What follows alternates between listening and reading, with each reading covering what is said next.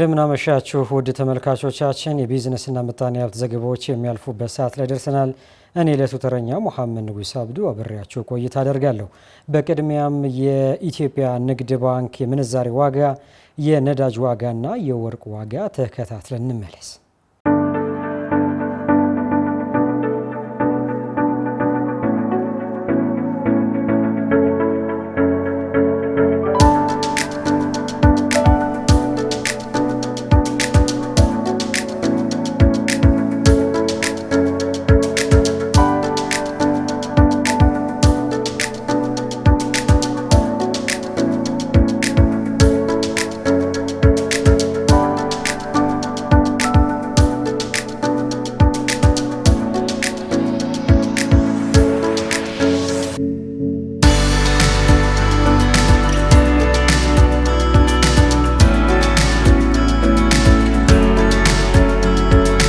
ክህሎት ያለው የሰው ኃይል ማፍራት የኢኮኖሚ እድገትን ለማፍጠን ብሎም ዓለም አቀፍ ተወዳዳሪነትን ከፍ ለማድረግ ትልቅ ሚና እንዳለው ተነገረ። ለ5 ተከታታይ ቀናት ሲካሄድ የቆየው የክህሎት ውድድር የአሸናፊዎች አሸናፊ ዘርፍ አንደኛ አዲስ አበባ ከተማ አስተዳደር፣ ሁለተኛ ኦሮሚያ ክልልና ሶስተኛ አማራ ክልል ሆነው ማጠናቀቃቸው ታውቋል። ተጨማሪ አለን።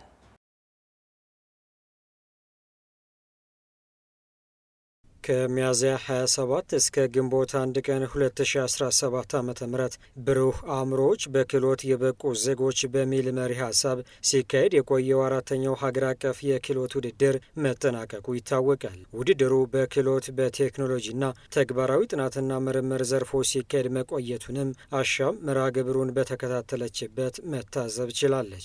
በዚሁ መርሃ ግብር ማጠናቀቂያ የተገኙት የስራና ክህሎት ሚኒስትሯ ሙፈሪያት ካሚል ውድድሩ የሰልጣኞች ክህሎት በተግባር በመፈተሽ ችግር ፈቺ ቴክኖሎጂዎችን ለኢንተርፕራይዞች በማሸጋገር ምርትና ምርታማነታቸውን ለማሳደግ ያስችላል ያሉ ሲሆን በተለይም ጥራት ያላቸውና ችግር ፈቺ የሆኑ ምርቶች በስፋት የተወዳደሩበት እንደነበርም አስታውሰዋል። ላለፉት 5 ቀናት በጣም በጉጉት ሲጠበቅ የነበረ ውድድር በርካታ ተሳታፊዎችን፣ ዳኞችን፣ ሰልጣኞችን፣ አሰልጣኞችንና ኢንተርፕራይዞችን ያሳተፈ ውድድር ነው የነበረው። ትልቅ ትምህርት የተወሰደበት በአይነቱም በስፋትም ላለፉት ዓመታት ካካሄድናቸው ውድድሮች ጥራቱን ጨምሮ ትልቅ እድገት የታየበት ችግር የመፍታት አቅሙም ትርጉም ያለው የነበረ ውድድር ነው።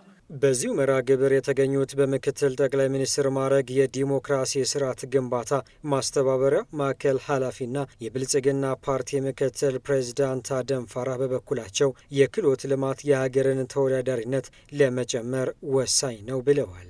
የክህሎት ልማትና የፈጠራ ስራዎች ለማንኛውም ሀገር ሁለንተናዊ ብልጽግና እጅግ ወሳኝ ሚና ይጫወታሉ።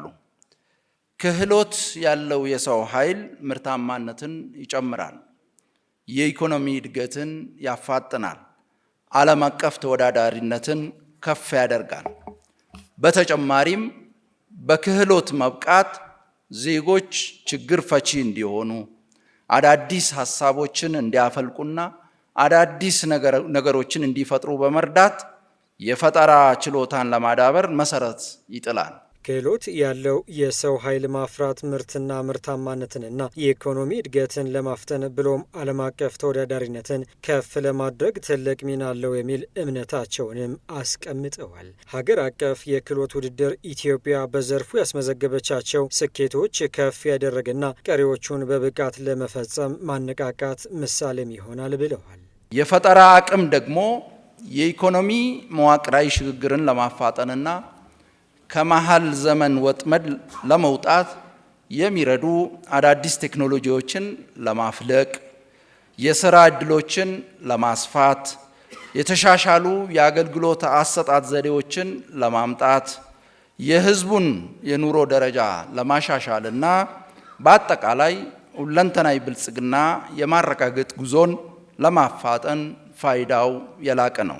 በማጠናቀቂያ መድረኩ ለሁሉም ክልሎችና ከተማ አስተዳደሮች የምስክር ወረቀት የተበረከተላቸው ሲሆን በውድድሩ አንደኛ ደረጃ ይዘው ላጠናቀቁ ተወዳዳሪዎች የግማሽ ሚሊዮን ብር የወርቅ ሜዳሊያና የምስክር ወረቀት ሽልማት ማግኘታቸውን አሻም ተመልክታለች። እንዲሁም ሁለተኛ ደረጃ ይዘው ላጠናቀቁ ተወዳዳሪዎች 400 ሺህ ብር የብር ሜዳሊያና የምስክር ወረቀት ሽልማት የተበረከተላቸው ሲሆን ሶስተኛ ደረጃ ይዘው ላጠናቀቁት 300 ሺህ ብር የነሐስ ሜዳሊያና የምስክር ወረቀት ተበርክቶላቸዋል። በውድድሩ የአሸናፊዎች አሸናፊ ዘርፍ አንደኛ አዲስ አበባ ከተማ አስተዳደር፣ ሁለተኛ ኦሮሚያ ክልልና ሶስተኛ አማራ ክልል ሆኖ ማጠናቀቃቸው መገለጹ አይዘነጋም።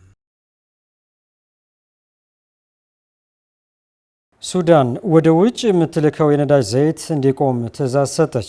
የፈጥኖ ደራሽ ድጋፍ ሰጪ ኃይሎች RSF በነዳጅ መሰረተ ልማት ላይ ያደረሱትን ተደጋጋሚ ጥቃት በመጥቀስ ሱዳን ከደቡብ ሱዳን ወደ ውጭ ለመላክ የተሰራውን የነዳጅ ማስተላለፊያ መስመር እንዲዘጋ አዛለች።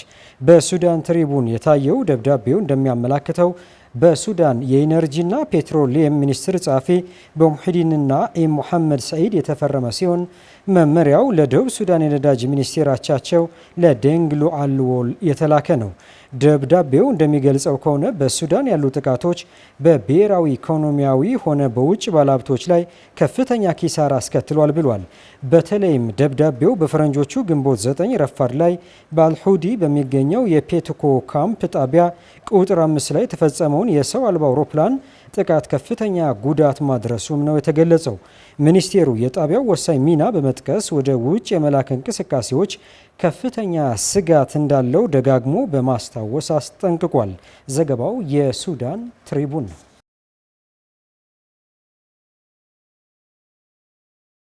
ሰርቢያ ከሩሲያ ጋር የኃይል ትብብር ለማድረግ እየሰራች እንደሆነ ይፋ አደረገች። የሰርቢያው ፕሬዝዳንት አሌክሳንደር ቫቺች አገሪቱ አስተማማኝ የጋዝ አቅርቦቶችን ማግኘት እንድትችል ከሩሲያ ጋር በቁርጠኝነት እንደሚሰሩ ገልጸዋል። ሞስኮና ቤልግሬድ አሁን ባለው በአዲስ መልክ የነዳጅ ሽያጭ ስምምነት ለማድረግ በመደራደር ላይ ናቸው። ወደብ አልባዋ የባልካን ሀገር ሰርቢያ በሩሲያ የኃይል አቅርቦት ላይ የተመሰረተ ኢኮኖሚ ያላት ሲሆን በምዕራቡ ዓለም በዩክሬን ግጭት ምክንያት በሩሲያ ላይ በተጣሉ ማዕቀቦች መጎዳቷ ይታወቃል። በሩሲያና ዩክሬን ጦርነት ሰርቢያ ወደ ዩክሬን የጦር መሳሪያ ለመላክ ፈቃደኛ ያልሆነች ሲሆን በሰርቢያ የአውሮፓ ሕብረት በሞስኮ ላይ የጣለውን ማዕቀብ በመተቸት የነዳጅና የጋዝ አቅርቦትን ከሩሲያ ማግኘት እንደምትችል ተገልጿል። ዘገባው የአርቲ ኒውስ ነው። ተመልካቾቻችን የቢዝነስና ምጣኔ ሀብት ዘገባዎቻችን በዚሁ ተቋጭተዋል። አብራችሁን ስለነበራችሁ እናመሰግናለን።